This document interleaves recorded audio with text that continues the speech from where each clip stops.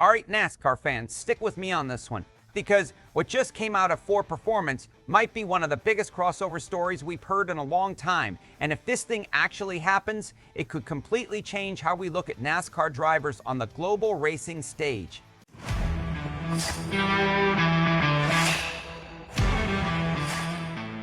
I'm talking about Cup Series stars possibly climbing out of their stock cars and jumping behind the wheel of a Ford Mustang GT3, maybe even a full-blown Ford prototype at the Rolex 24 at Daytona.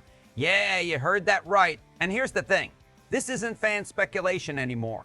This isn't some garage rumor. This is coming straight from Mark Rushbrook, Ford Racing's global boss. And what he just said, honestly, should have every NASCAR fan paying attention. Because if Ford Motor Company pulls this off, we may be looking at the biggest NASCAR to sports car crossover in modern history. And hey, real quick, if you are a true NASCAR fan like me, go ahead and drop a like and subscribe to the channel. NASCAR Nation News is just getting started. We are pushing for our next subscriber milestone, and it's all about real talk from fans who live this sport every week.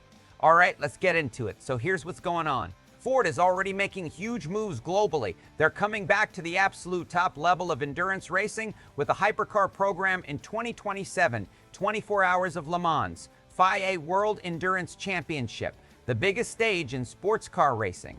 And because of Ford's relationship with Red Bull, there's already been serious buzz about whether Max Verstappen could someday be involved. That alone is massive, but buried inside all this international hype was something that honestly might matter even more to NASCAR fans.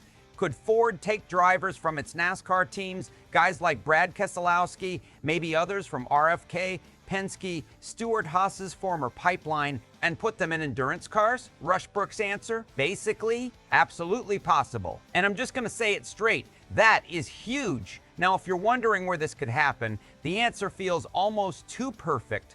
Rolex 24 at Daytona. Think about it. Same venue as the Daytona 500, same fans, same history, same energy.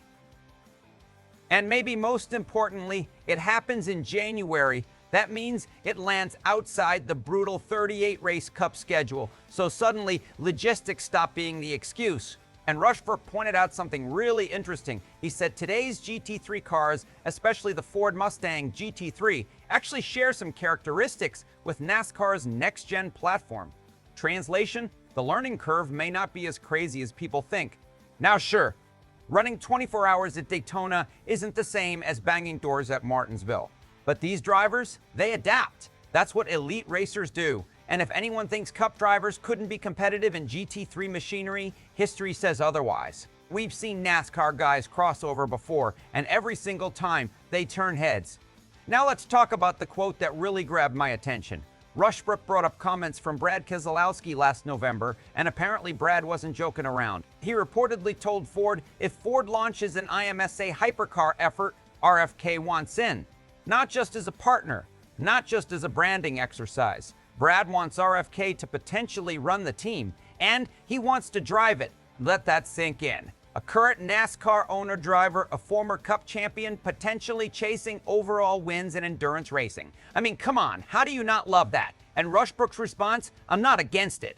That's not a no. That's not corporate PR. That's a door being left wide open. And when someone at Ford's level says that publicly, you better believe conversations are happening behind closed doors. But here's where this story gets even crazier. Rushbrook confirmed Ford has actually discussed the possibility of all three Cup manufacturers, Ford Motor Company, General Motors, and Toyota Motor Corporation, bringing star-studded guest entries to Daytona. Can you imagine that? Manufacturer pride, Cup stars, endurance racing, Ford versus Chevy versus Toyota for 24 straight hours. I'm telling you right now, that would break the internet in this sport. But Rushbrook also kept it real. He said the biggest issue, money. And he's right. Programs like this don't cost millions. They cost tens of millions. So the question becomes, does the marketing value justify it? Does the fan excitement justify it? And honestly, I think the answer is yes. Because NASCAR right now is fighting harder than ever for younger fans, global attention, and crossover relevance. This could do all of that at once.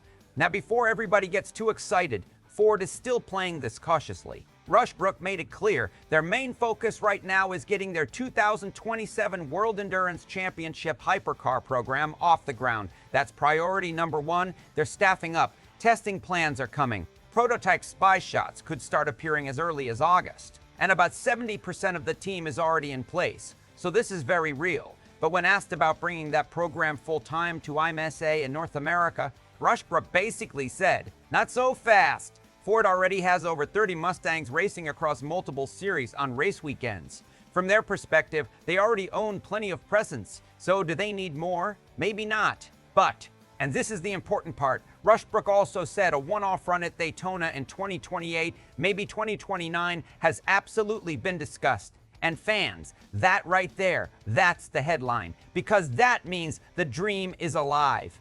So now I've got to ask, and I really want to hear the hardcore fans in the comments on this one. If Ford puts together a Rolex 24 program, which NASCAR driver deserves that seat first? Brad Keselowski, Joey Logano, Ryan Blaney, Chris Buescher?